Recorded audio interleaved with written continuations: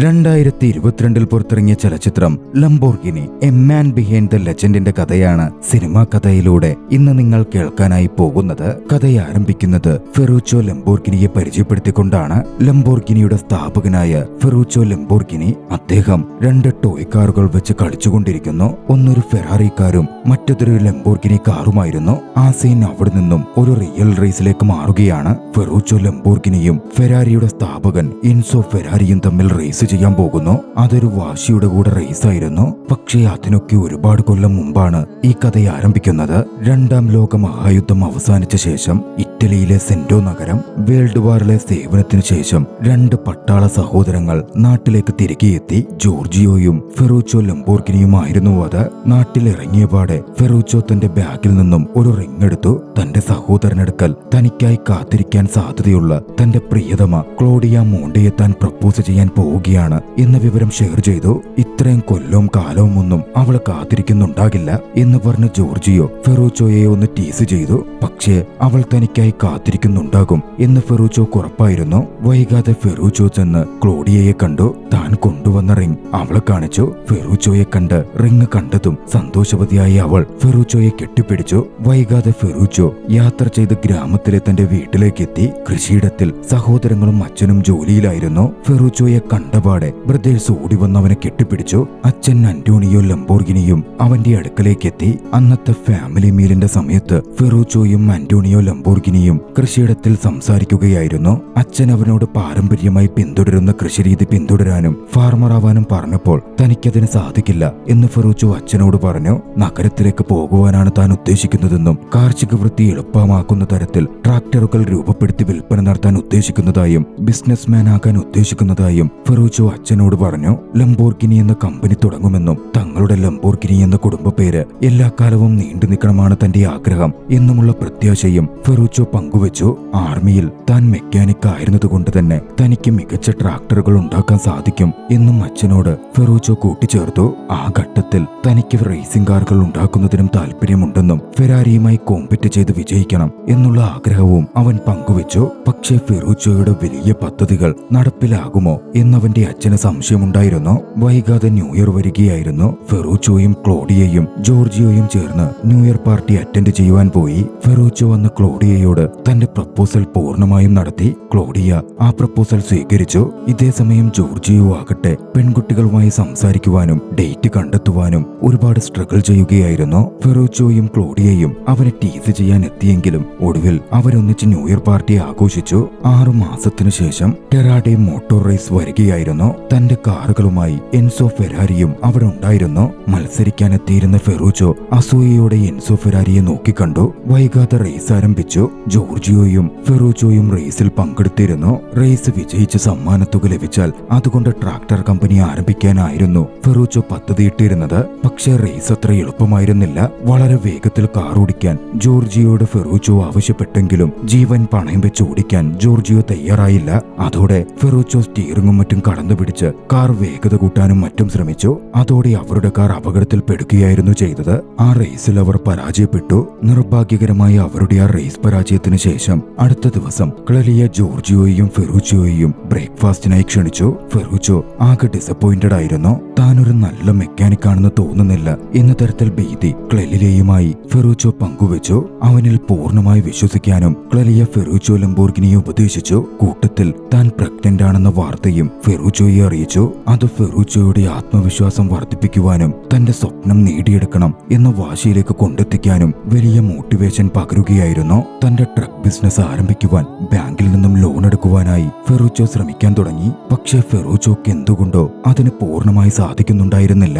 അതോടെ സഹായം ചോദിച്ച് ഫെറൂച്ചോ അച്ഛനരികിലെത്തി. ഫെറൂച്ചോയുടെ അച്ഛൻ അന്റോണിയോ തന്റെ പക്കലുള്ളത് അത്രയും ഫെറൂച്ചോക്ക് കൊടുത്തു. ഫെറൂച്ചോയുടെ ബിസിനസിന് ഉതക്കാൻ വേണ്ടി തങ്ങളുടെ സ്ഥലത്തിന്റെ ആധാരവും ഫെറൂച്ചോക്ക് കൈമാറി. അച്ഛൻ അടുക്കൽ നിന്നും നന്ദിയോടെ ആധാരവും മറ്റും സ്വീകരിച്ച് സിറ്റിയിലേക്ക് ഫെറൂച്ചോ മടങ്ങിയെത്തി. പക്ഷേ ആധാരമൊക്കെ വെച്ച് പണമെടുക്കുന്നത് വലിയ റിസ്ക് ആണെന്നും ഫാമിലി പ്രോപ്പർട്ടി അങ്ങനെ നശിപ്പിക്കുന്നത് ശരിയാവില്ല എന്നും ക്ലെലിയ ഫെറൂച്ചോയെ വാൺ ചെയ്തു.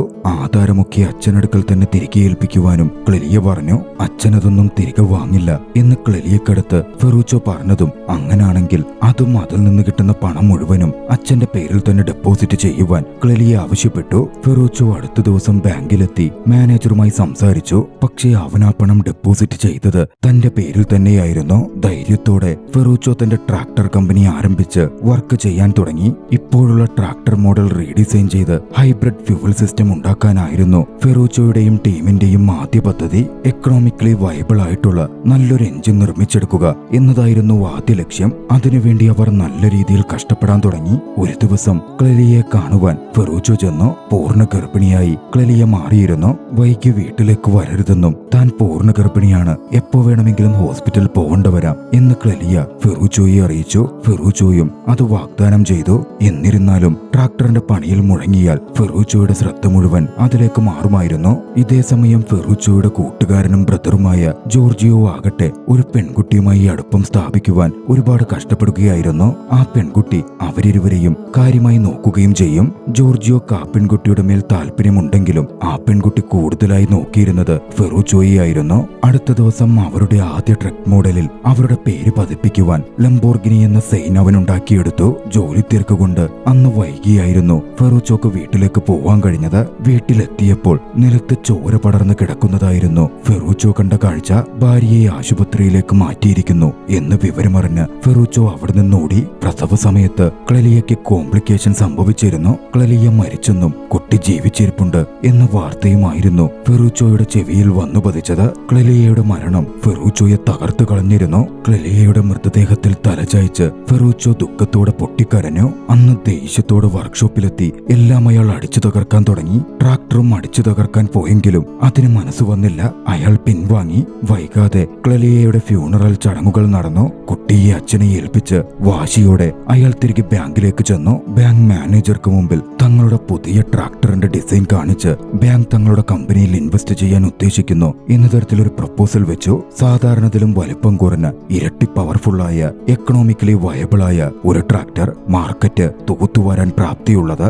ആലോചനയ്ക്ക് ശേഷം ബാങ്ക് ആ പ്രപ്പോസലിന് ഓക്കെ പറഞ്ഞു. ജോർജിയോയും ഫോർച്ചിയോയും ഏറെ സന്തോഷിച്ച നിമിഷമായിരുന്നു അത്. വൈകാതെ അവർ കമ്പനി ആരംഭിച്ചു. പിന്നാലെ നടന്നൊരു മീറ്റിംഗിൽ ജോർജിയോ ഇഷ്ടപ്പെട്ടിരുന്ന അനീറ്റ എന്ന പെൺകുട്ടിയെ അവർ മീറ്റ് ചെയ്തു.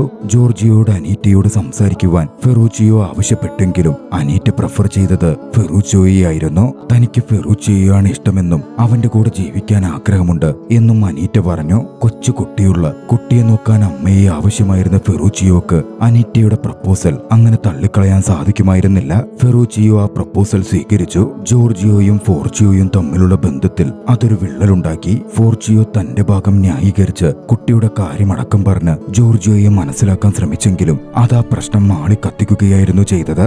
ലംബോർഗിനി കമ്പനിയിൽ 25% ക്ലെയിം ചെയ്ത് ജോർജിയോ കമ്പനി വിട്ടിറങ്ങി. കഥ അവിടെ നിന്നും 1963 നീങ്ങുന്നു. ഫെറൂച്ചോയുടെ ഗോൾഡൻ വർഷങ്ങളായിരുന്നു അത്. കമ്പനി വലിയ സക്സസ് നേടി. ഫെറൂച്ചോയ്ക്ക് ഒരുപാട് പണവും വന്നു തുടങ്ങി. സ്പോർട്സ് കാറുകളോടുള്ള ഇഷ്ടം കൊണ്ട് വലിയൊരു കളക്ഷൻ തന്നെ ഫെറൂച്ചോ സ്വന്തമാക്കിയിരുന്നു. തന്റെ കമ്പനി വർക്കേഴ്സിനെ നല്ല രീതിയിലായിരുന്നു അയാൾ ട്രീറ്റ് ചെയ്തത്. ബേക്കറിയിൽ നിന്നും സ്വീറ്റ്സ് ഒക്കെ വാങ്ങി കമ്പനി എംപ്ലോയീസിന് കൊണ്ടുകൊടുക്കും. കമ്പനിയുടെ കാര്യങ്ങൾ അനീറ്റ മാനേജ് ചെയ്യാനും തുടങ്ങിയിരുന്നു. കമ്പനിയിലെത്തി ഫെറൂച്ചോ അനീറ്റയെ കണ്ടു.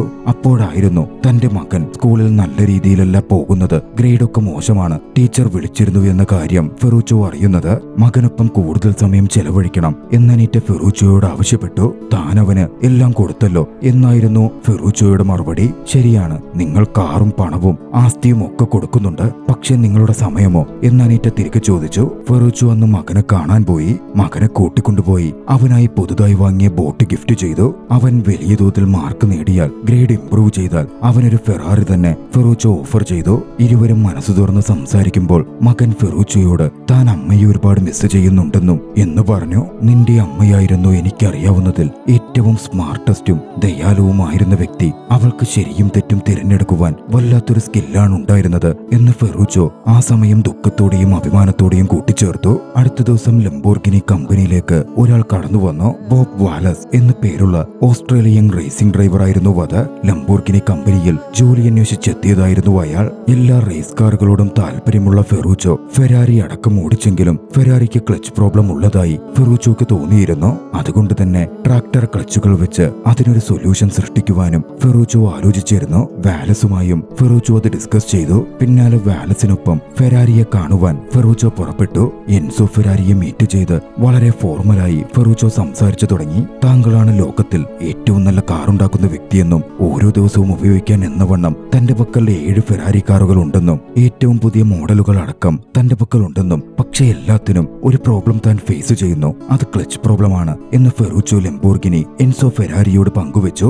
എൻസോ ഒരു നിമിഷം ചിന്തിച്ചു നിന്നു. എന്റെ പേര് ഫെറൂച്ചോ ലംബോർഗിനി എന്നാണ്, എന്നെ അറിയാമെന്ന് കരുതുന്നു എന്ന് ഫെറൂച്ചോ പറഞ്ഞപ്പോൾ, ഓ എനിക്കറിയാം, നിങ്ങൾ ആ ട്രാക്ടർ ഉണ്ടാക്കുന്ന ആളല്ലേ എന്നായിരുന്നു എൻസോയുടെ മറുപടി. എനിക്കൊരു ഡിന്നർ അപ്പോയിന്റ്മെന്റ് ഉണ്ട് എന്ന് പറഞ്ഞ് എൻസോ പോവാൻ തുടങ്ങി. ഫെറൂച്ചോ മുമ്പിലേക്ക് വന്ന് തന്റെ പക്കൽ ഫെരാരി കാറുകളുടെ ക്ലച്ച് പ്രോബ്ലത്തിന് ഒരു സൊല്യൂഷൻ ഉണ്ടെന്നും ഒരു പാർട്ട്ണർഷിപ്പ് ഡീൽ ഓഫർ ചെയ്യുന്നുവെങ്കിൽ ഫെരാരിയും ലംബോർഗിനിയും ചേർന്ന് ലോകത്തിലെ തന്നെ ബെസ്റ്റ് കാറുകൾ ഉണ്ടാക്കാൻ സാധിക്കുമെന്നും ഒരു പ്രപ്പോസൽ എൻസോ ഫെരാരിക്ക് മുമ്പിലേക്ക് ഫെറൂച്ചോ ലംബോർഗിനി വെച്ചു. നിങ്ങൾ പോയി നിങ്ങളുടെ ട്രാക്ടറുടെ പണി നോക്ക് കൃഷിക്കാരാ എന്ന് പറഞ്ഞ് പുച്ഛിച്ച് എൻസോ ഫെരാരി അവിടെ നിന്ന് പോയി. ഫെറൂച്ചോ ലംബോർഗിനിക്ക് അത് വലിയ അപമാനമായി തോന്നി. വൈകാതെ ഫെറൂച്ചോ ഒരു ആർട്ട് എക്സിബിഷൻ കുടുംബത്തോടൊപ്പം കാണുകയായിരുന്നു. അവിടെ വളരെ ബോൾഡായ ഒരു കാളയുടെ ചിത്രമുണ്ടായിരുന്നു. ബുൾ ഫൈറ്റിന്റെ ചിത്രീകരണമായിരുന്നു അത്. അത് ഫെറൂച്ചോയുടെ മനം കവർന്നു. എതിരാളിക്കെതിരെ വല്ലപ്പോഴും മാത്രം വിജയിക്കുന്ന ബുള്ളിന്റെ പോരാട്ട വീര്യവും കരുത്തുമായിരുന്നു ഫെറൂച്ചോയുടെ മനസ്സിൽ നിറഞ്ഞു നിന്നത്. ഫെറൂച്ചോ വന്ന് സ്പോർട്സ് കാർ ഉണ്ടാക്കുന്നതിനെ പറ്റി ചിന്തിക്കാൻ തുടങ്ങി.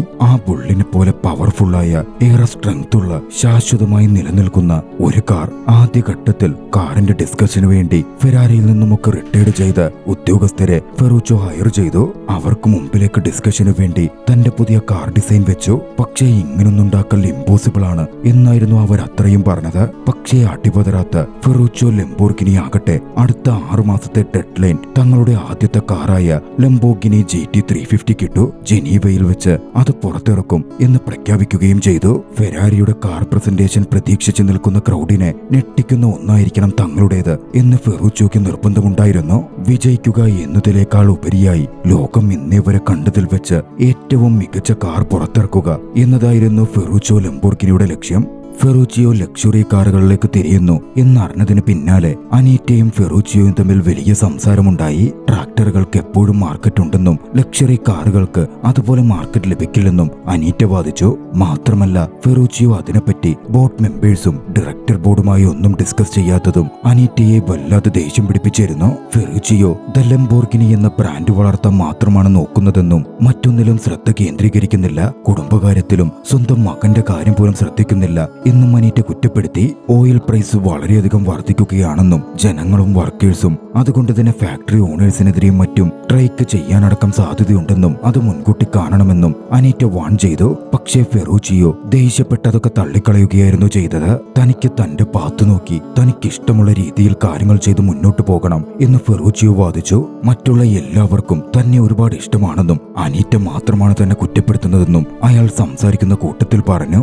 അത് അനീറ്റയെ വല്ലാതെ ചൊടിപ്പിച്ചിരുന്നു. അനീറ്റ വലിയ തോതിൽ ഫെറൂച്ചിയോക്കെതിരെ വാക്കുതർക്കം നടത്തി. തന്റെ ജോലിയും രാജിവെച്ചു.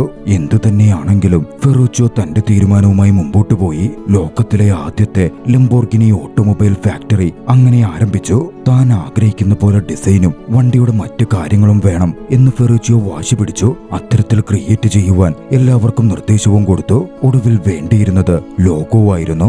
ലംബോർഗിനി എന്ന ബ്രാൻഡിനെ കുറിക്കുന്ന അതിന്റെ കരുത്ത് സൂചിപ്പിക്കുന്ന ലോഗോ തന്നെ ഇൻസ്പയർ ചെയ്ത് അതേ ബുള്ളിന്റെ ലോഗോ തന്നെ കാറിനും മതിയെന്ന് ഫെറൂച്ചിയോ തീരുമാനിച്ചു. അങ്ങനെ ലംബോർഗിനിയുടെ ലോഗോ പിറന്നു. ലോഗോ വരച്ച് ഫെറൂച്ചിയോ തന്റെ സുഹൃത്തായ ബോബിനെ കാട്ടി. പിന്നാലെ അത് ലോഗോ ആയി രൂപം കൊണ്ട് ഫെറൂച്ചിയോയുടെ കൈകളിലേക്ക് എത്തുകയും ചെയ്തു.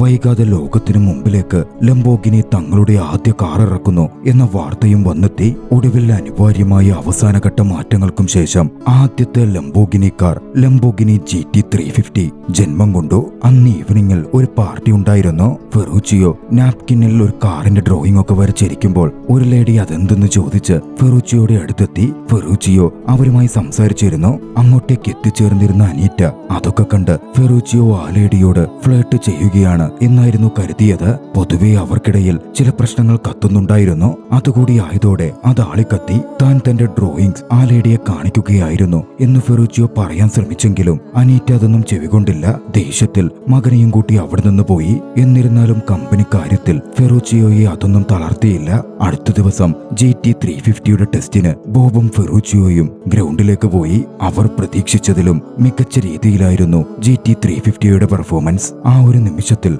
കാറിന്റെ കളർ ഗ്രീൻ ആണ് വേണ്ടത് എന്നും ഫെറൂച്ചിയോ തീരുമാനിച്ചു. അങ്ങനെ 1964 ജനീവ ഓട്ടോ ഷോ ഏവരും ഫെരാരിയുടെ അനൗൺസ്മെന്റിനും മറ്റും ആകാംക്ഷയോടെ കാത്തിരുന്നപ്പോൾ ഫെറൂച്ചിയോ തന്റെ ലംബോർഗിനി GT350യുമായി എത്തി. ഓഡിയൻസിനെ അതിശയപ്പെടുത്തുന്ന അത്രമേൽ ഭംഗിയുള്ള മികച്ച സ്പെസിഫിക്കേഷനുള്ള ഒരു കാറായിരുന്നു അത്. അവിടെ തന്റെ കാറുമായി എത്തിയിരുന്ന എൻസോ ഫെരാരിക്ക് താൻ വരച്ച ഒരു ചിത്രം ഫെറൂച്ചിയോ ഒരാളുടെ പക്കൽ കൊടുത്തുവിടുകയും ചെയ്തു. എൻസോ ഫെരാരി ആ ചിത്രം തുറന്നു നോക്കി. ഫെരാരിയുടെ ലോഗോവായ കുതിരയ്ക്കുമേൽ ഓവർ പവർ ചെയ്യുന്ന കാളക്കൂറ്റിന്റെ ചിത്രമായിരുന്നു അത്. ഫെരാരിക്ക് മേലുള്ള തന്റെ വിജയവും എൻസോ ഫെരാരി തന്നെ പുച്ഛിച്ചതിനുള്ള മറുപടിയുമായിരുന്നു ഫെറൂച്ചിയോ ലംബോർഗിനി അതിലൂടെ ഉദ്ദേശിച്ചതും. ഫെറൂച്ചിയോയും എൻസോ ഫെരാരിയും തമ്മിൽ അവരവരുടെ ബ്രാൻഡ് കാറുകൾ വെച്ച് ഒരു റേസിംഗ് നടക്കുന്നതും പിന്നീടായിരുന്നു. ആ റേസിൽ ഫെരാരി സ്റ്റാർട്ട് ചെയ്തിട്ടും ഫെറൂച്ചിയോ ലംബോർഗിനി ആദ്യമേ മുന്നോട്ട് പായിച്ചില്ല. കാരണം അതിനോടകം റേസും റൈവലറിയും ഒന്നുമല്ല ജീവിതം എന്നയാൾ പഠിച്ചു കഴിഞ്ഞിരുന്നു. എങ്കിലും റേസ് ചെയ്തപ്പോൾ ഫെരാരിക്കൊപ്പത്തിനൊപ്പമെത്താൻ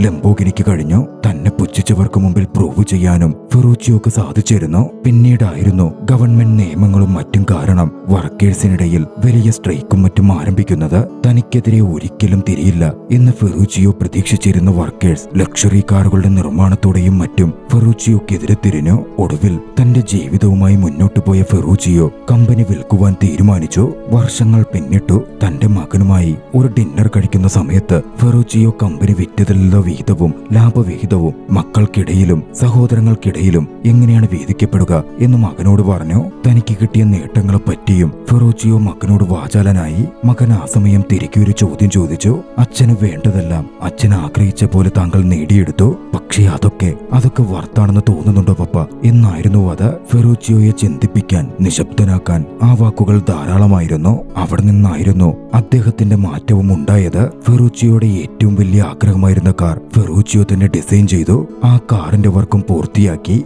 തന്റെ പഴയ ഫാം ഹൗസിലേക്ക് ഫെറൂച്ചിയോ താമസം മാറ്റി. ഒരു ഫാർമറായി വൈൻയാർഡിനോട് ചേർന്ന് സന്തോഷത്തോടെ അയാൾ ജീവിക്കാനും തുടങ്ങി. കാറുകളുടെ ലോകവും മെക്കാനിക് ജീവിതവുമെല്ലാം അദ്ദേഹം ഉപേക്ഷിച്ചിരുന്നു. തനിക്കേറെ പ്രിയപ്പെട്ട തന്റെ ഡിസൈനിൽ ഉടലെടുത്ത് ലംബോർഗിനി കാറും വേഗത്തിൽ ഓടിച്ച് തന്റെ പഴയകാല ജീവിതം ഓർത്തോർത്ത് യാത്ര ചെയ്തു പോകുന്ന ഫെറൂച്ചിയോ ലംബോർഗിനിയുടെ ദൃശ്യത്തോടെ ചലച്ചിത്രം അവസാനിക്കുന്നു. ന്യൂയോർക്കിലെ museum of modern art Lamborghini Miura പ്രദർശനത്തിന് വെച്ചിരുന്നു. ആ സമയം അവർ അതിന് ഡിക്ലറേഷൻ കൊടുത്തത് the most beautiful car ever made എന്നായിരുന്നു. ലോകത്തിൽ ഇതുവരെ നിർമ്മിക്കപ്പെട്ടതിൽ ഏറ്റവും മനോഹരമായ കാർ. ഫെറൂച്ചിയോ ലംബോർഗിനിയുടെ കഥ പറഞ്ഞ ഈ ചലച്ചിത്രം നിങ്ങൾക്കിഷ്ടമായെങ്കിൽ വീഡിയോ ലൈക്ക് ചെയ്യുക. അഭിപ്രായങ്ങളും നിർദ്ദേശങ്ങളും കമന്റുകളിൽ രേഖപ്പെടുത്തുക. കഴിയുമെങ്കിൽ ചാനൽ സബ്സ്ക്രൈബ് ചെയ്തും കൂട്ടുകാർക്ക് ഷെയർ ചെയ്തു കൊടുത്തും ഞങ്ങളെ സപ്പോർട്ട് ചെയ്യുക. അടുത്ത എപ്പിസോഡിൽ മറ്റൊരു